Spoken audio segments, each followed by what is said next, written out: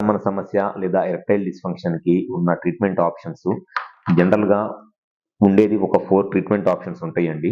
దాంట్లో ఫస్ట్ వచ్చేసి medicines, tablets అన్నమాట. PDE5 ఇన్హిబిటర్స్ అంటారు. అంటే మీరు కామన్‌గా వినేదే వైగ్రా టాబ్లెట్స్ లాంటి సిల్డెనాఫిల్, టెడలాఫిల్, వర్డెనాఫిల్, ఎవనాఫిల్ అనే ఒక PDE5 ఇన్హిబిటర్ టాబ్లెట్స్ అంటారు.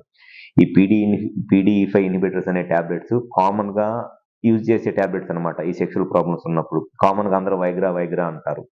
ఇది ఆల్మోస్ట్ ఎట్లా అయిపోయిందనంటే పేషెంట్స్ అందరూ ఆల్మోస్ట్ వాళ్ళ సెక్షువల్ ప్రాబ్లమ్ ఉందో లేదో కూడా తెలియకుండా సెక్షువల్ ప్రాబ్లమ్ ఉందేమో అనుకుని కూడా ఈ టాబ్లెట్స్‌ని ఏదో చాక్లెట్‌లు తిన్నట్టు అట్లా వేసుకుంటా వాళ్ళంతట వాళ్ళు సెక్షువల్ ప్రాబ్లమ్స్‌ని కొని తెచ్చుకుంటున్నారు చాలా మంది పేషెంట్స్.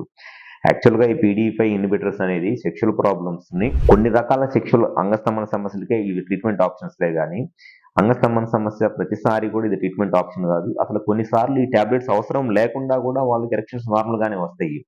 సో, ఈ PDE5 ఇన్హిబిటర్స్ ఎవరిలో స్టార్ట్ చేయాలి అనంటే